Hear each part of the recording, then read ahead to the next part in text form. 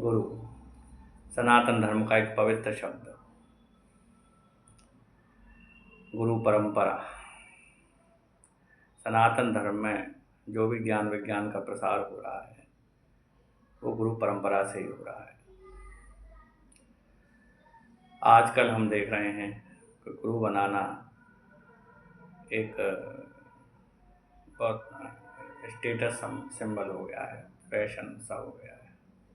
सभी लोग गुरु बनाना चाहते हैं कि हम कोई गुरु बना लें। यह शब्द बड़ा आकर्षक लगता है कि हम गुरु बना लें, लेकिन क्या वास्तव में गुरु बनते हैं? पहली बात। दूसरी बात, क्या हम गुरु को पहचान सकते हैं?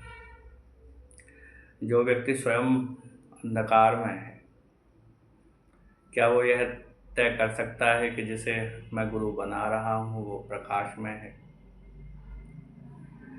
मैंने यदि दिल्ली नहीं देखी है तो मैं कैसे तय कर सकता हूँ कि जिस व्यक्ति को मैंने अपना गार्ड बनाया है उसने दिल्ली देखी है? हाँ, श्रद्धा की बात अलग है कि मैं श्रद्धा कर लूँ और किसी की टैक्सी में कार में बैठ जाऊँ कि यह मुझे दिल्ली पहुँचा देगा, लेकिन श्रद्धा का मामला फिर दुधारी तलवार जैसा हो जाएगा। और वो होता भी है, हो भी रहा है।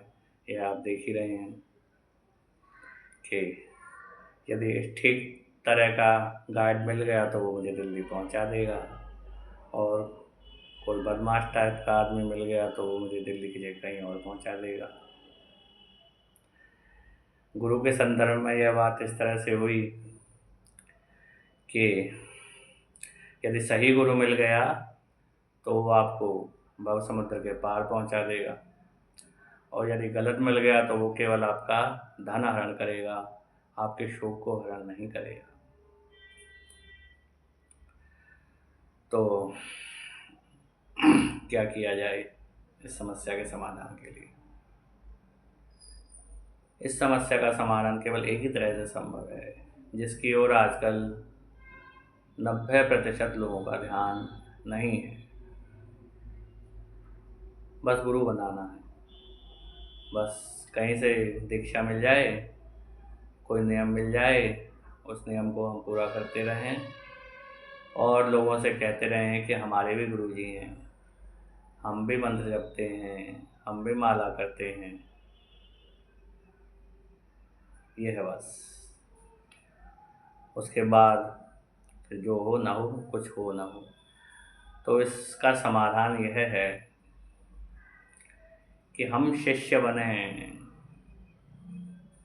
हम अपने अंदर शिष्यत्व को जन्म दें। अरे भाई, जब हम गुरु बनाने के लिए किसी से प्रार्थना करने जा रहे हैं तो क्या हम शिष्यत्व को प्राप्त हो चुके हैं? क्या हम शिष्य बन चुके हैं? अपने अंदर झांक कर देखें, इंक्लूडिंग मी, मैं स्वयं को भी शामिल करके ही बात कर रहा हूँ। तो सबसे पहले हमें ये देखना होगा कि क्या हम शिष्य हैं? संत महापुरुषों ने कहा है संसार में गुरुओं की कमी नहीं है, शिष्यों की कमी है। शिष्य नहीं मिलते। आप कहेंगे हजारों लोग इकट्ठा होते हैं गुरु पूर्णिमा पर, तो गुरु के स्थानों पर भीड़ लगी रहती है। क्या वो शिष्य नहीं है? अब मैं क्या कहूँ, आप स्वयं ही समझ लीजिए। शिष्यत्व को प्राप्त शिष्य बहुत कम होते हैं जो वास्तव में गुरु के पास आए हैं भव समुद्र को पार करने के लिए। स्वामी विवेकानंद का नाम तो बहुत बड़ा फिर उदाहरण हो जाएगा। वो तो इस तरह से घूमते थे सिंह की तरह गुरुओं के पास, संतों के पास, और जाते ही पूछते थे क्या आपने भगवान को देखा है, क्या आपने भगवान को देखा है। उस तरह को भी हम छोड़ ही दें, अगर यदि इस उदाहरण को भी छोड़ दें, क्योंकि यह तो बहुत बड़ा उदाहरण है, तो भी कम से कम पहले हम यह तो तय कर लें कि हमें अपना आत्मकल्याण करना है। हमारे अंदर अभी वृत्तियाँ स्थिर हमारी रहती नहीं हैं। काम क्रोध आदि विकार हमारे शांत नहीं हुए, शांत हुआ कम भी नहीं हुए हैं। अभी हम यह भी निश्चय नहीं कर पाए हैं कि हमें अपना आत्म कल्याण करना है। हम यह भी नहीं जान पाए हैं कि आत्म कल्याण होता क्या है।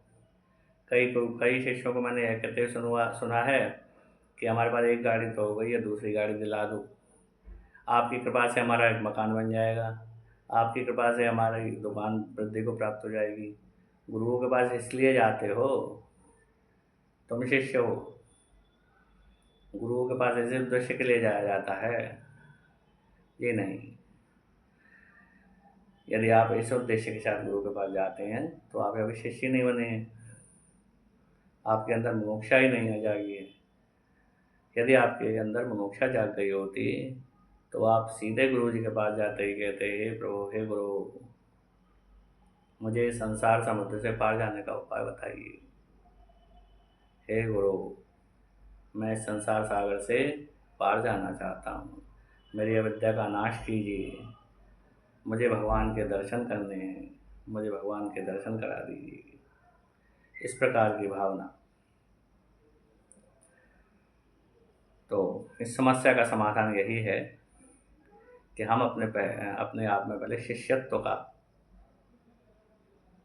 आवाहन करें, हम स्वयं शिष्य बने, उसके बाद गुरु हमें स्वयं खोजते हुए आएंगे।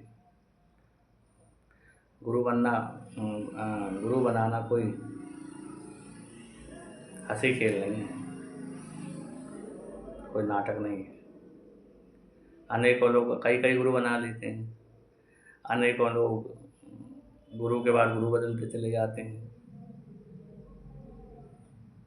अनेकों लोग मंत्र के विषय में ही शंकित रहते हैं। कई लोग कहते हैं कि हमें जो है, हमारी निष्ठा तो राम जी में है और हमें मंत्र मिल गया है शिव जी का।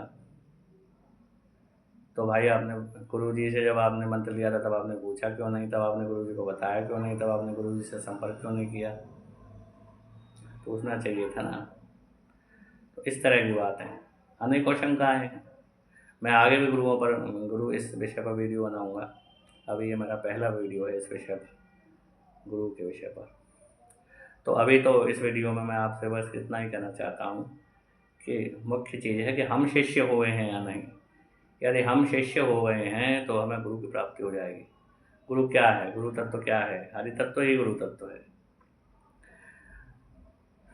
भगवान या ईश्वर जो आप कहें, वो जब हमारे उद्धार के लिए तत्पर होते हैं तो वो गुरु रूप में ही होते हैं, राम रूप में नहीं होते हैं। राम तो हमारे घट में अनेकों वर्षों से, अनेकों युगों से हैं, उन्होंने हमारे दुख को दूर नहीं किया। वो हमारे दुख को कब दूर करेंगे? जब वो गुरु रूप में हमारे जीवन में आएंगे। यानी गुरु और राम में कोई भेद नहीं है।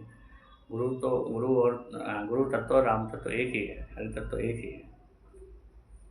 इसलिए गुरु प्राप्ति, गुरु बनाने की आकांक्षा को छोड़कर हम अपने अंदर शिष्यत्व का आह्वान करें, तब निश्चित रूप से हमें गुरु मिलेंगे। अब जो लोग गुरु बना चुके हैं और परेशान हैं, जो परेशान नहीं हैं उनका तो कोई बात नहीं, वो तो अपना आनंद से साधना कर रहे हैं। और जो लोग गुरु बना चुके हैं और परेशान हैं, उन लोगों के लिए आगे की वीडियो में हम कभी बात करेंगे। आज की वीडियो में इतना ही। और शिष्यत्व को हम कैसे प्राप्त करें, इस विषय में भी आगे की वीडियोज़ में मैं आपको बताऊंगा। आज के लिए इतना ही। धन्यवाद।